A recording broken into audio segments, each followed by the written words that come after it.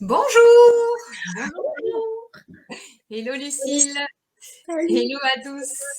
Bienvenue dans cette troisième conférence de la journée sur le thème Je vois ce que je crois, la réalisation de ses rêves et une approche toute particulière avec Lucille, donc l'approche de mompreneur, d'entreprendre et réaliser ses rêves quand on a une famille. Donc c'est quelque chose qui me tenait vraiment à cœur parce que je me disais que beaucoup devaient sûrement passer par là.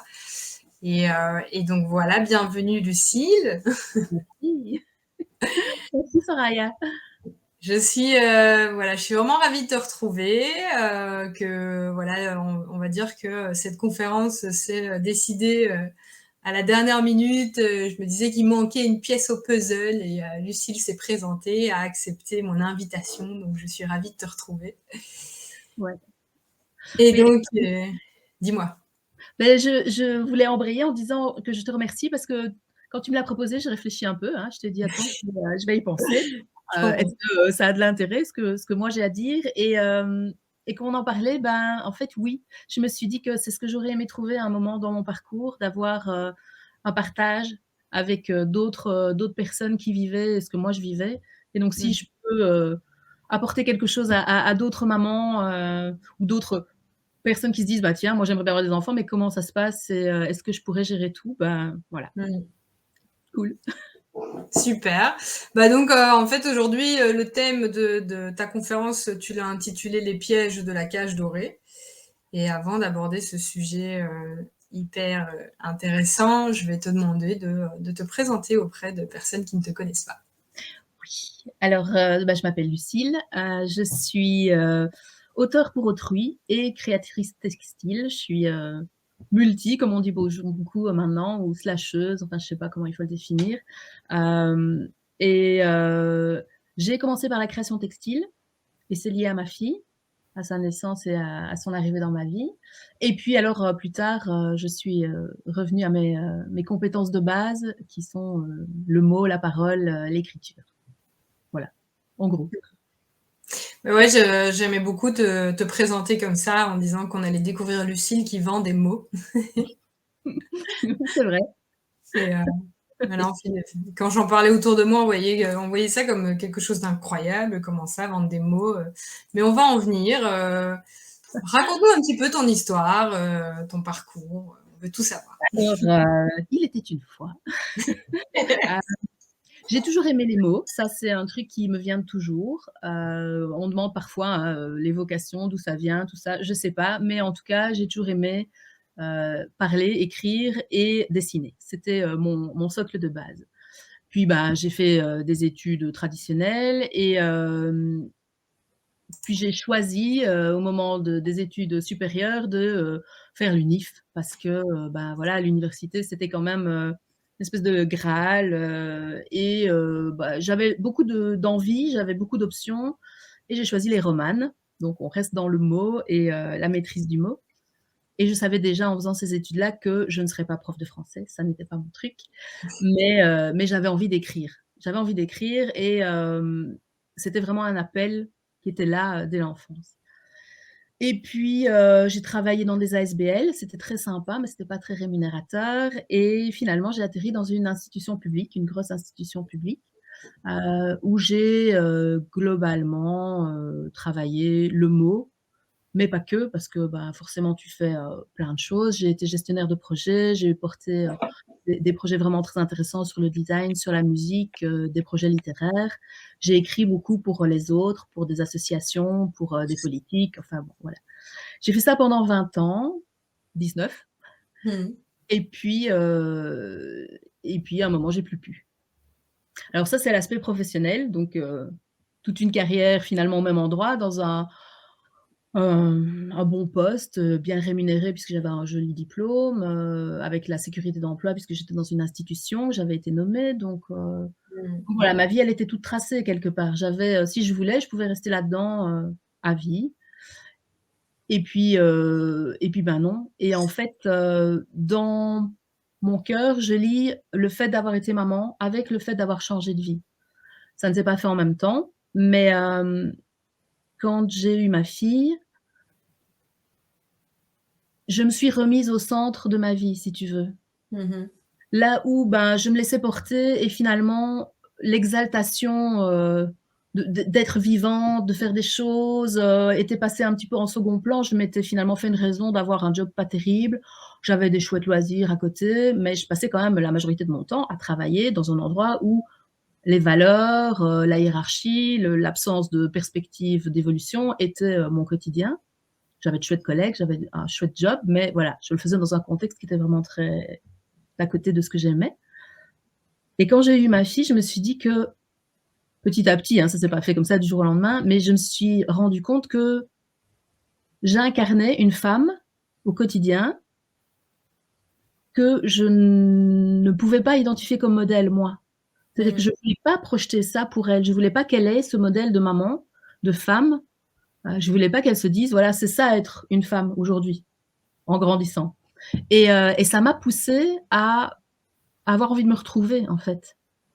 Tout en étant en développement et en croissance de maman, j'avais aussi envie de me dire: «Bah, voilà, je dois aussi me donner, moi, un espace pour elle».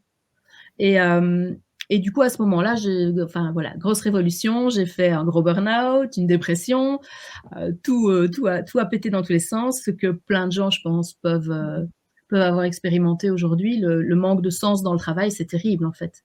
Quand tous Mmh. les jours, tu te lèves et tu sais pas pourquoi tu vas bosser, même si tu gagnes bien ta vie, c'est plus gérable, quoi. Il y a un moment où tu fais ça, enfin voilà, j'ai fait ça 20 ans et puis je pouvais plus. Mmh. Mais du coup, c'est une cage dorée. C'est une cage dorée d'avoir un super job, hein, parce que finalement, qu'est-ce qu'on veut d'un job à la base? Comme ça, en théorie, c'est, qu'il paye tout ce qu'on a envie de payer Ouais. et qu'on puisse toute la vie se dire: «OK, je suis en sécurité». Et donc j'étais en sécurité, mais en même temps, j'avais plus d'ailes. J'avais coupé mes ailes et j'étais super malheureuse. Alors ça a été difficile de changer parce que, ben, forcément, d'abord financièrement, il y a un stress Mmh. et j'avais un enfant donc tu as des exigences, de rentabilité. Tu te dis: «Bon OK, tous les mois, il faut rentrer de quoi, mettre un toit sur sa tête, lui mettre des vêtements, avoir de l'électricité, du Mmh. chauffage et de la nourriture, quoi». Et en plus derrière, bah, assurer des petits loisirs, des trucs, des machins. Et donc c'est vrai que c'était un gros questionnement de dire: «OK, je lâche ça». Et c'était aussi, je parle de la cage dorée parce que le fait d'avoir un enfant, c'est aussi une cage dorée, comme le job, le super job. C'est-à-dire que j'adore ma fille et enfin, il y a je suis certaine que tous les parents comprendront. C'est merveilleux d'avoir un enfant, c'est doré, mais en même temps, ben, tous les jours, tu dois rendre des comptes à quelqu'un, quoi, quelque Mmh. part. Et donc c'était un peu le double, la double cage dorée que j'ai fait voler en éclats et je le regrette pas du tout. Mmh. Jamais je me suis dit, donc là ça fait, 4-5 ans que je suis partie vraiment définitivement du boulot et je me suis jamais dit, «C'était mieux», tu vois? C'est mieux aujourd'hui. Parce que tous les jours aujourd'hui, je choisis ma vie Mmh. et ça c'est incomparable comme sentiment. Alors j'ai fait ça petit à petit, tu vois? J'ai pas fait la révolution du jour au lendemain et j'ai commencé en faisant des créations textiles qui étaient liées à ma fille. Parce qu'en fait, quand, j'ai été enceinte, j'ai cherché dans les magasins des vêtements, des accessoires, des trucs pour emballer le maxi-cosy, des couvertures qui me plaisaient et je trouvais rien qui me plaisait. Enfin, tout était, petit nounours, petit canard, bleu layette, rose. Moi, Mmh. j'avais une tête de mort, j'avais envie de cœur sacré, j'avais envie, enfin, tu vois, de trucs, voilà, Mmh. fuchsia, d'orange, de turquoise. Il y avait pas tout ça. À l'époque, il y avait quasi rien. C'était pas il y a tellement longtemps. Ma fille a 10 ans, donc c'est pas. Mmh. Donc je me suis dit: «Bah, c'est pas grave, si je trouve pas, je vais le faire». Et comme j'ai toujours été, attirée par, tout ce qui est, art créatif, bah, j'ai commencé à ce moment-là à créer des objets textiles pour ma fille. Mmh. Puis, et puis finalement, bah, j'en ai offert. On m'a dit: «Mais c'est chouette ce que tu fais» et c'est ma première activité professionnelle, parallèle à mon job de salarié, où voilà, j'ai commencé comme ça, à me donner cette place-là. Mmh. En même temps, j'avais toujours eu envie d'être mon propre patron. C'est un truc que j'ai toujours eu et j'ai même un souvenir d'être allée chez Jobin. Je sais pas si tu connais, c'est une structure d'accompagnement Non. d'indépendants et j'avais un projet de lettrage de voitures publicitaires. Et le monsieur que j'ai rencontré là-bas m'a dit: «Madame», enfin madame, à l'époque, j'avais, 23 ans, 24 ans, il m'a Modèle. il m'a dit: «Mais ça a aucun avenir votre truc, c'est nul, voilà, remballez» et comme j'ai pas la fibre d'indépendant, mes parents sont tous les 2 salariés et qu'en plus mes grands-parents avaient été indépendants et ça avait été dans la douleur, ils avaient vraiment eu des difficultés. Dans mon ADN d'entrepreneuse, c'était effrayant quoi, tu vois? Se lancer, c'était pas facile. Je connais des femmes qui se lancent entrepreneurs et qui sont confortées par leur, schéma familial ou elles ont des parents indépendants ou voilà. Moi non, je connaissais, personne qui était indépendant et en plus, mes grands-parents qui l'avaient été, j'avais entendu dire que c'était dur quoi. Donc j'ai eu du mal à me lancer et donc même si j'avais cette envie et ce projet, j'ai mis quasiment 20 ans à passer le pas. Hem et donc si être ici maintenant avec toi à ton invitation peut aider, des gens à se dire: «Ben, je vais pas perdre 20 ans». Ce serait génial. Ce sera déjà, tu vois, c'est déjà ça de gagner, c'est déjà génial parce que j'ai pas perdu 20 ans. Forcément, ces 20 ans-là m'ont appris des tas de choses, j'ai vécu des tas de choses, j'ai rencontré des tas de gens et c'était génial. Mais j'ai aussi été quand même en échec pendant 20 ans sur ce truc-là, sur cet aspect-là de ma vie. Et puis, donc pour revenir au parcours, j'ai fait mes créations textiles, j'ai vendu et cetera, mais j'étais toujours employée à ce moment-là et puis, arrive, le burn-out qui se cristallise, la dépression. À ce moment-là, je fais une grosse révision de toute ma vie, je quitte le papa de ma fille, donc on se retrouve toutes les 2 avec moi qui suis au plus mal et qui survit en fait, hein, parce que honnêtement, pour ceux qui l'ont vécu, un burn-out, ça peut vraiment, te mettre dans un état de survie et tu voilà, tu existes plus, tu es juste un mort-vivant et tu enchaînes les jours les uns après les autres. Bon évidemment, quand tu as un enfant, tu dois enchaîner absolument, donc Ah, tu as pas le choix. tu continues et c'est aussi ce qui m'a aidée parce que forcément, ben, tous les jours, j'avais quelqu'un qui me regardait, avec ses yeux pleins d'amour et je me disais: «Pour elle, bah, voilà, faut que j'avance». Donc je me suis fait aider.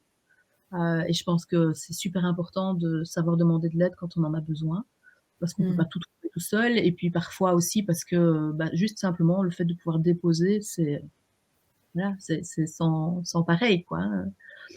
Et donc petit à petit, les choses se sont améliorées et j'ai, rencontré quelqu'un, on est tombés amoureux et on s'est rendu compte qu'on avait des compétences complémentaires et à ce moment-là, on s'est dit: «OK, on va lancer un truc ensemble». Donc moi, j'étais dans cette, sortie de mon statut de salarié. Lui, il travaillait pour une grande banque et il était malheureux dans son job et donc on a créé ensemble la deuxième activité qui s'appelle Miss Glyph, où là, concrètement, je me suis remise à écrire pour les autres et lui, avait un regard plus, d'accompagnement des entrepreneurs qui débutent. C'était quelque chose qu'il faisait dans son job de salarié et donc il le faisait en complémentaire, parce qu'en fait, on s'est rendu compte que les gens arrivaient parfois avec un projet génial, mais savaient pas l'exprimer et donc trouvaient pas leurs clients. Ou à l'inverse, ils avaient, un besoin en écriture, ils venaient me trouver, mais en fait leur projet était pas suffisamment mûri et donc il fallait d'abord travailler le business model pour pouvoir, faire une bonne communication autour. Donc les choses étaient complémentaires. Depuis, les choses ont encore évolué puisque lui est retourné dans le salariat. Il a une chouette opportunité, de faire, un chouette travail auprès des entrepreneurs. Donc il continue la même chose, mais comme salarié et donc je suis redevenue, seule à bord de Miss Glyph. Donc je fais quand même un petit peu plus moi d'écriture et beaucoup moins d'accompagnement d'entrepreneurs parce que, spontanément, c'est moins mon dada.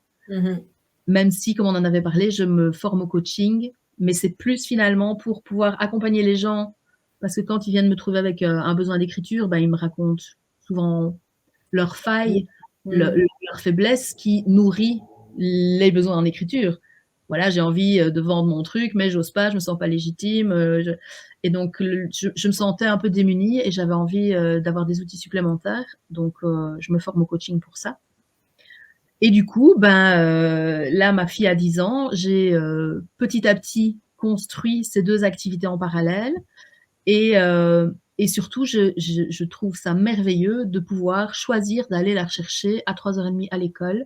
Mmh. Je n'aurais jamais pu faire si j'étais restée dans mon statut d'employée parce que, bah, forcément, même en finissant, allez, au maximum à 4h30 disons, hein, si j'avais eu la chance de pouvoir finir à 4h30 tous les jours, Mmh. ben, les embouteillages, le retour, j'étais ici, à 5h30, je la récupérais à l'école, à la garderie et en gros, c'était, le souper, le bain et le lit, quoi et Mmh. je serais passée à côté de tellement de choses qu'on a pu construire et tout ce qu'on a vécu et qui nous construit en tant que famille, je serais passée à côté. Donc Mmh. j'ai vraiment aucun regret d'avoir changé de vie, même si, bah, forcément, j'ai aussi changé de niveau financier. Parce qu'en passant d'un job de salarié où j'avais beaucoup d'ancienneté, j'étais universitaire, tout ça, j'avais quand même un très joli salaire. Forcément, je gagne pas la même chose en tant qu'indépendante, j'ai pas les mêmes charges non plus. Les choses sont tellement différentes, Mmh. mais j'ai pas non plus les mêmes besoins, les mêmes envies. Tu vois? Parce que j'ai changé de job parce que je n'étais pas en adéquation, non, avec les valeurs de la structure où j'étais Mmh. et quand j'ai créé mon propre job et chaque jour aujourd'hui, quand je le crée, parce que je continue à le créer tous les jours, c'est mes valeurs qui dirigent les choses et donc je n'ai plus besoin de compenser comme je le faisais. Tu vois? Compenser. Ben, je faisais des achats qui me Mmh. faisaient plaisir, mais en fait, j'en avais pas besoin. J'allais en vacances, ben, c'était l'occasion de fuir mon quotidien, plus enfin, forcément, c'était agréable, hein, d'être en Mmh. vacances, posé, mais aujourd'hui, j'ai plus besoin de fuir le quotidien. J'aime la vie que j'ai, je peux prendre des moments de repos un peu quand j'en ai envie, donc j'ai pas besoin de faire un grand voyage de 3 semaines au bout du monde. En plus, ça n'est plus vraiment dans mes valeurs de me dire, Mmh. j'ai une empreinte carbone aussi lourde, donc les perspectives changent en fait, tu vois? Le fait d'avoir, changé de travail, c'est pas juste changer de travail, c'est vraiment réorganiser ma vie autour de ce qui me semble important, de ce qui me touche moi et du coup, j'ai plus les mêmes dépenses. Alors j'ai plus les mêmes rentrées, mais j'ai plus les mêmes sorties Mmh. et je peux choisir aussi, bah, de travailler plus quand je me dis que j'ai envie, d'avoir un peu plus de chiffre d'affaires, parce que j'ai un projet ou de travailler moins et de me dire: «OK, c'est pas grave, j'ai pas besoin de cet argent-là», parce qu'à ce moment-là, j'ai besoin de me consacrer à ma famille, enfin voilà, il se passe des tas de choses dans la vie d'une famille. On est une Mmh. famille recomposée, j'ai 3 beaux enfants, donc voilà, on est 6 quoi, hein, on est une géométrie de 1 à 6 et ça me permet, bah, d'être flexible en fait, ce que je pouvais Mmh. pas être en tant que salariée dans une boîte. Bah, ça, je me demandais, les personnes qui nous regardent, si vous passez, par la même chose, le même ressenti, si vous hésitez à vous lancer, justement pour, les mêmes raisons, familiales. N'hésitez pas à nous le partager en commentaire ou à poser des questions à Lucile, parce que vous l'avez, pour vous, toute une heure, donc profitez-en. Et bah, justement, comme tu disais, en fait, c'est un choix parce que, enfin, si tu décides de gagner plus, tu travailles plus, mais alors, tu donnes moins de temps à ta famille alors que, quand Voilà, tu n'avais pas ta propre activité, bah, tu pouvais pas te permettre de choisir, quoi. voilà, je pouvais pas choisir, c'est surtout ça le gros point, Mmh. parce que c'est pas forcément je peux travailler, comme je travaille et gagner extrêmement bien. Tout Mmh. dépend des missions, de ce que je choisis, de comment j'oriente, mon travail, mais je peux le choisir surtout. Mmh. Tandis que, dans mon job précédent, dans mon job de salarié, je devais prester. Alors j'allais, enfin on faisait 7h12 par jour, c'était précis, Mmh. mais ces 7h12 n'étaient pas exploitées, tu vois? Et il y avait des jours où, ben, je travaillais peut-être 2 heures et Ouais. puis à un autre moment, j'allais travailler 15 heures parce que j'avais un événement que je devais préparer et dans lequel je m'impliquais. Donc je faisais des heures en soirée, je faisais des heures en week-end, je faisais des longues journées pour assurer cet événement, mais je pouvais pas avoir une fluidité, je pouvais pas, moi, décider que, bah, là, pendant ce mois-là, je sais que je vais faire 15 heures, par jour pendant 2 semaines, du coup, là, cette semaine-ci, ben, je prends de l'avance, je fais beaucoup moins d'heures et j'équilibre. C'était Mmh. pas possible et donc il y avait une fluidité qui n'existait pas et ça a sans doute participé aussi au burn-out, tu vois? Il y a pas que les valeurs, il y a pas que le manque de perspective, hiérarchique et cetera. Il y avait aussi le fait que j'étais bloquée Mmh. à un moment, ben, les énergies, elles circulent plus, enfin, Ouais. tu vois? Tu es tellement crispé et tellement en retrait tout le temps et en contrainte tout le temps que ça devient ta norme et Mmh du mh. coup, si en retrait, en contrainte tout le temps dans ta vie personnelle parce que, ben, tu es brimé, quoi. Enfin, Ouais, tu vois? c'est ça. Mmh mh. Et donc tu prends l'habitude d'être brimé et tu attends que ça passe et c'était pas ça finalement vivre. C'était pas attendre que ça passe, attendre Mmh d'être vieille, d'avoir ma pension, oui confortable, mh. Bah, c'est ce attendre qu'on nous dit. Mmh. bah, oui, c'est ce qu'on te dit et alors je te dis pas évidemment quand j'ai dit à mes parents que, Bah, c'est voilà, sûr. je quittais mon emploi, si sécuritaire et Oui. rémunérateur pour me lancer indépendante. Tu vois le truc, Quoi? tu folle quoi, Ouais. surtout qu'eux avaient été employés toute leur vie, que ça avait l'air de rouler en fait. Parce que Mmh. tu confies pas tes états d'âme, à tout le monde, donc même à ta famille, parfois c'est peut-être même parfois à eux que tu le dis le moins, parce que tu as Mmh mh. pas envie de les effrayer, tu as pas envie qu'ils s'inquiètent pour toi, tu as pas envie, voilà, qu'eux soient pas bien. Du coup, tu prends sur toi et tu dis pas à quel point tu souffres. Et puis c'est insidieux aussi, la souffrance au travail. C'est, un tout petit peu tous les jours, c'est des Mmh. petits riens que tu sais pas partager parce qu'en fait, c'est un ressenti, c'est ce poids qui, t'empêche de t'épanouir et quand tu expliques, à ta famille, à ton conjoint, à tes parents que, bah, en fait, aujourd'hui s'est passé tel petit truc, bah, eux, ils sont: «Mais enfin, c'est pas grave». Ouais, c'est ça. En Mmh fait, mh. si, parce que c'est ça, plus ça, plus ça, plus ça, plus ça et en fait, tu es une cocotte pression, quoi. Mmh mh. Et Donc après voilà, ça a été aussi très compliqué de faire mon, coming out, professionnel et de dire: «Ta-da-da, je suis indépendante». Donc voilà. ouais.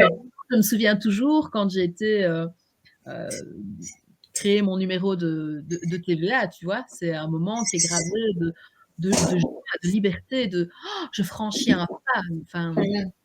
Est-ce que parce tu as célébré ce jour-là? je crois que oui, oui, franchement, je me souviens pas précisément, je me souviens de l'entretien avec, tu vois, tu es reçu par une personne qui te fait cocher des